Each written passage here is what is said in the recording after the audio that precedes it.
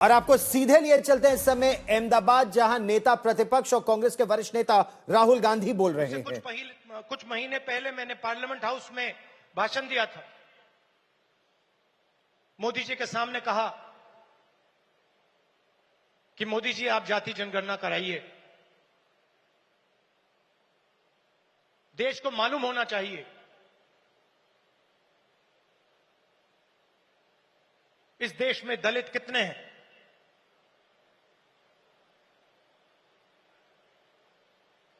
पिछड़ा वर्ग कितना है,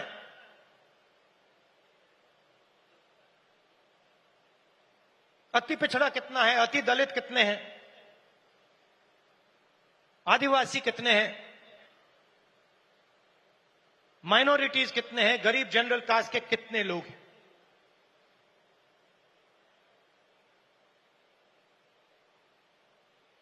और मैं सिर्फ जाति जनगणना के पीछे नहीं था। जाति जनगणना एक कदम है। मुझे यह पता लगाना था कि इस देश में किसकी कितनी भागीदारी है। उस समय मैंने कहा था कि देश का एक्सरे होना चाहिए, पता लगाना चाहिए कि जो हमारे दलित, आदिवासी, पिछड़े वर्ग के लोग धूप में काम करते हैं, मजदूरी करते हैं, क्या सचमुच में ये देश उनकी इज्जत करता है? क्या सचमुच में ये देश उनको जगह देता है? ये मेरे दिमाग में सवाल था। मोदी जी ने, आरएसएस ने साफ कह दिया हम जाति जनगणना नहीं करेंगे, हम जानना नहीं चाहते हैं, हम समझना नहीं चाहते हैं, हम लोगों को बताना नहीं चाहते हैं कि इस देश में दलितों को, आदिवासियों को, पिछड़ों को, गरीब जनरल कास्ट को, माइनॉरिटीज को कितनी भागीदारी मिलती है, हम छुपाना चाहते हैं। और वहां मैंने सामने बोल दिया कि आप छुपाइए जितना छुपाना है। लोकसभा में, राज्यसभा में हम कानून पास करेंगे, आपके बिल्कुल सामने कानून पास करेंगे, जाति जनगणना यहीं से निकालेंगे। तेलंगाना में किया और आप हैरान हो जाओगे। रेवंत रेड्डी जी ने बोला मगर डिटेल में नहीं गए। और मैं जानता हूं कि जो तेलंगाना की हालत है वो इस देश के हर प्रदेश की हालत है। तेलंगाना में 90% आबादी ओबीसी, अति पिछड़ा, दलित, अति दलित, माइनॉरिटी, आदिवासी।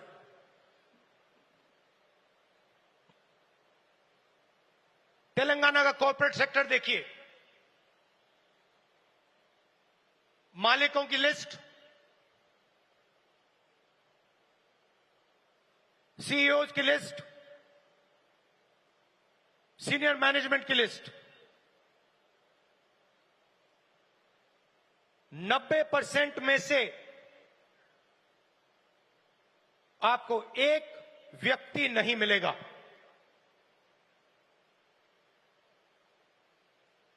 नब्बे % की भागीदारी तेलंगाना के कॉर्पोरेट सेक्टर में है ही नहीं।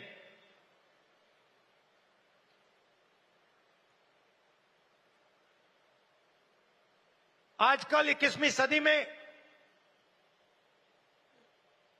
मजदूर को गिग वर्कर कहा जाता है।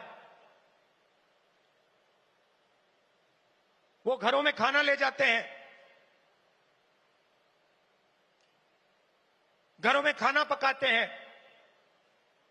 पिज्जा ले जाते हैं, अमेज़न की डिलीवरी ले जाते हैं, धूप में ले जाते हैं, सड़क पे मरते हैं। तेलंगाना में उनकी लिस्ट निकाली, सारे के सारे या ओबीसी या दलित या आदिवासी। अब तेलंगाना में जाति जनगणना ने एक बिल्कुल नया औजार दिया है। तेलंगाना में हम सचमुच में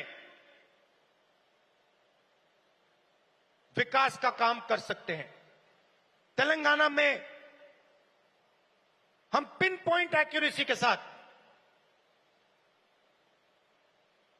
भागीदारी के बारे में हर सेक्टर में आपको बता सकते हैं। और मैं खुश हुआ कि जाति जनगणना होने के एकदम बाद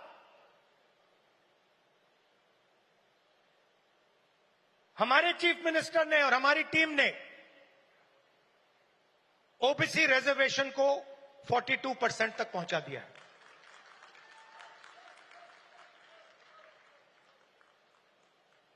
हम सुपर पावर की बात करते हैं, मगर जब धन की बात होती है, भागीदारी की बात होती है, कॉर्पोरेट इंडिया की बात होती है, चाहे प्राइवेट अस्पताल हो, प्राइवेट एजुकेशन सिस्टम हो, 90% उसमें है ही नहीं।